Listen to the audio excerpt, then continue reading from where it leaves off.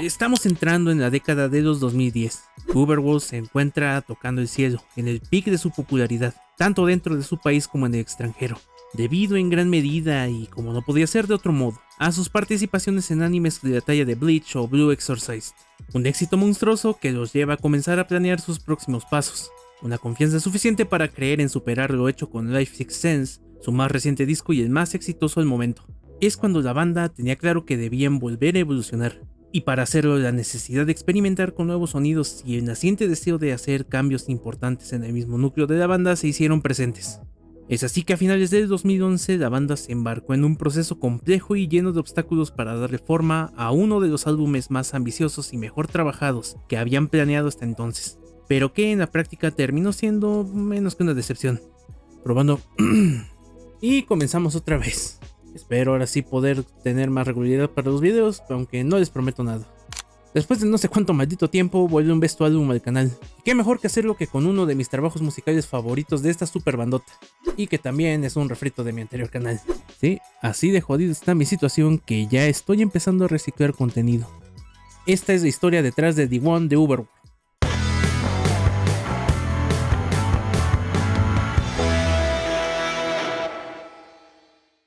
The One es el séptimo disco de estudio en la carrera musical de Uberworld. El nombre de este material surge por iniciativa de cada integrante del grupo, ya que su sensación general es de que todos los fans y los participantes directos de Uberworld se han unido como uno solo. Todas y todos unidos por las personalidades, sentimientos y pensamientos únicos de cada persona, generando una fuerte e irrompible conexión que se ha fortalecido en todos estos años. Bajo el lema de "Posee suficiente pasión", la banda comenzó el proceso de producción a finales del año 2011, bajo el cobijo de Sony Music Japan con su subsidiaria de GR8 Records, y mientras aún se encontraban girando por su país, algo que evidentemente fue parte de un proceso cargado de problemas y situaciones que pusieron el proyecto en peligro, retrasando importantes lanzamientos respecto a los sencillos que saldrían desprendidos de ese trabajo. Pero a pesar de ello, la banda siempre estuvo determinada a conseguir grabar algo que pusiera un desafío fuerte a su carrera. Fue que para ello, a inicios del 2012, la banda se metió a un campamento de entrenamiento en Hokkaido, que sería más bien como aislarse un poco del mundo para poder conseguir el resultado que buscaban. En dicho campo, la banda comenzó a experimentar con muchos sonidos nuevos, en los que nunca antes habían trabajado. De hecho, usando sus propios ahorros, cada integrante compró instrumentos musicales bastante diversos, algunos incluso de corte más vintage, para darle un sonido verdaderamente atípico al disco, mientras que cada canción de este disco fue arreglada meticulosamente para darle una atmósfera cambiante y hasta cierto punto inconsistente. Sobre ello, Takuya, el vocalista de la banda, mencionó en una entrevista para el sitio Barks lo siguiente: "Creo que este álbum es inconsistente en el buen sentido de la palabra, y tiene una sensación de conjunto. No quería hacer un álbum donde no se pudiera distinguir la sexta y la séptima canción después de escuchar el primero. Por ejemplo, con la batería, usar diferentes sets para la estrofa y el estribillo de una canción probablemente le daría una sensación de edición". Todo este proceso duró aproximadamente 1 año y medio, un lapso de tiempo en el que se vieron rodeados de una serie de problemas que amenazaron con retrasar seriamente el proyecto. Pero a pesar de ello, el disco quedó completado, siendo lanzado finalmente el día 28 de noviembre del 2012. Ese día las estanterías de las tiendas en todo el país, así como en las plataformas digitales, se llenaron de copias listas para el público general y para los más fans de la banda. Lamentablemente para las aspiraciones de la banda, este disco quedó mucho a deber en cuanto a números, ya que solo alcanzó la cuarta posición en el Oricon semanal con cerca de 95,000 copias vendidas, 1000 menos que su antecesor, que vendió cerca de 96,500 copias. Para los días finales del año, esos números crecieron un poco, pero no lo suficiente para dejar el puesto 61 del Oricon anual. Y por lo visto también decepcionó en el ámbito musical, principalmente en el seno de la banda, pues me encontré por ahí que supuestamente Takuya habría declarado tiempo después de que The One era un disco con el que él mismo se sentía plenamente insatisfecho, que el concepto del mismo no era claro, catalogándolo directamente como un fracaso para el grupo, tanto como álbum musical como obra. Lamentablemente no pude corroborar si esto era cierto o no, pero me parece interesante mencionarlo así por encimita. Más que nada por tener en cuenta que los mismos miembros buscaron que este proyecto fuese muy ambicioso y ciertamente algo pretencioso. También es importante mencionar que este trabajo se convirtió en el último que se hizo bajo aquella alineación, Y es que Seika, el saxofonista, venía trabajando como miembro de soporte de Overworld desde sus inicios, a pesar de ser uno de los integrantes originales de Sangoku Road, la banda predecesora de Overworld.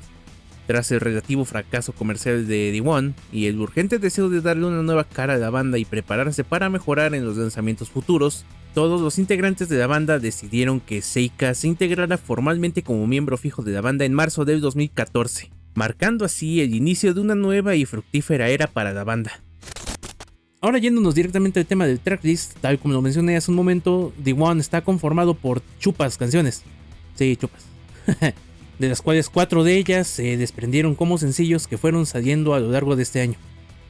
En primera instancia, cuando escuchas el disco entero, te das cuenta de que las palabras de Takuya respecto a la inconsistencia hacen bastante sentido. Pues aunque la idea general del álbum es ciertamente la misma, las estructuras y la implementación de cada uno de los instrumentos que la agrupación usó en este proyecto son completamente diferentes entre unas y otras canciones, lo que le otorga al disco una sensación de individualidad e identidad muy interesantes, y dando esa sensación de inconsistencia que mencionaba el vocalista sin caer en algo realmente malo. Respecto a las canciones, cada una destaca a su manera, nuevamente gracias a esa individualidad conseguida. Pero claro, hay canciones más destacadas que otras.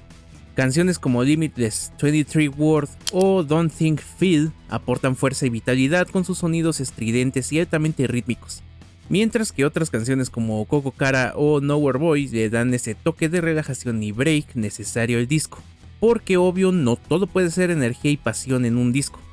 Pero por supuesto que las canciones más destacadas son aquellas que salieron como sencillos, pues fueron las piedras angulares que le dieron su identidad a este trabajo. De entre ellas, Seven Trigger es una de esas canciones que, a base de un sonido afilado y rítmicamente pegadiza, refleja con mucha fidelidad la fuerza del mensaje que la banda buscaba transmitir.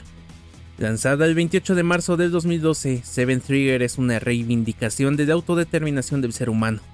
Tal como lo dice su título, esta canción hace referencia a que un revólver normalmente suele tener 6 balas. Ese séptimo gatillo, inexistente en esa arma, es una representación metafórica acerca de la decisión del individuo de ir más allá de lo que, a consideración, puede ser posible o inevitable, transformándolo en un acto de fuerza de voluntad que rompe con el destino y lo obliga a forjar un camino propio a base de resiliencia y conciencia.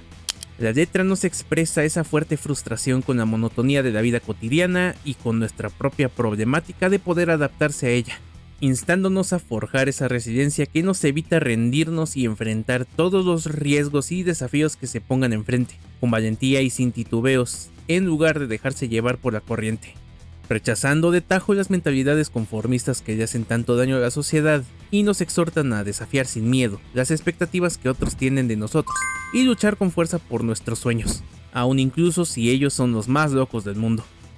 También se explora esa sensación de insatisfacción con la misma sociedad y los sentimientos de coraje e impotencia hacia uno mismo por querer encajar en ese molde innecesario y obsoleto, convirtiendo a esta canción en un llamado a la acción y a la autoafirmación, animando a cada oyente a tomar las riendas de su vida de una vez por todas y a alejarse del conformismo. Por supuesto que una canción así sería un himno para los japoneses reprimidos por su mismo sistema. Y eso se reflejó en el Oricon semanal, pues Seven Trigger alcanzó el segundo lugar en su semana de estreno. Aunque claro, si hablamos de canciones que resultan un viaje emocional y de reflexión personal, mi favorita de todas en ese aspecto es sin dudarlo The Over. The Over fue lanzado el 29 de agosto de ese año y nos habla acerca de las inseguridades y complejos que nos hacen daño pero que se pueden superar. El mensaje se centra en la identidad personal, el autoconocimiento y la lucha interna para entenderse a uno mismo, abordando esa sensación de conflicto interior y reflejando las batallas internas contra las dudas y esas inseguridades que nos frenan a ser nuestra mejor versión. Usando metáforas como la de pisar el agua, se describe nuestra lucha constante con la agitación y la angustia interna, mientras seguimos en la búsqueda del sentido de la vida. Todo con el fin de reconocer la dificultad de vivir tal como eres en una era como esta. Esta letra escrita por Takuya aborda con un tremendo tacto la complejidad de las emociones humanas, como lo pueden ser la contradicción de anhelar ser amado de verdad mientras alejamos a los demás por culpa de nuestras inseguridades y miedos más profundos. Además de eso, y sumado a la estructura musical fantástica, The Over nos transmite un poderoso y cálido mensaje sobre hallar el amor verdadero y aceptar el apoyo sincero de las personas más queridas de nuestro entorno, en lugar de intentar algo estúpido como lo es afrontar todos los problemas y los malos momentos por sí solo. Al igual que Seven Trigger, esta canción alcanzó la segunda posición del Oricon semanal. Además de eso, la canción fue utilizada por la cadena TBS Television como tema principal para el drama Kuro no Una Kyoshi, que se traduce algo como la maestra vestida de negro. Ahora, si pensaste que este disco estaba libre de temas de anime, de una vez te aviso que le erraste feo, maestro. Y es que el último sencillo que salió desprendido de D1 fue ni más ni menos que el tema de la película de Blue Exorcist. Por supuesto, estamos hablando de Reversi, lanzada el 26 de diciembre del 2012, varios meses después del disco en sí. Reversi es otra de esas canciones que mezclan una estructura musical sublime, uso de elementos variados que le dan mucha identidad a la canción, y por supuesto una letra poderosa.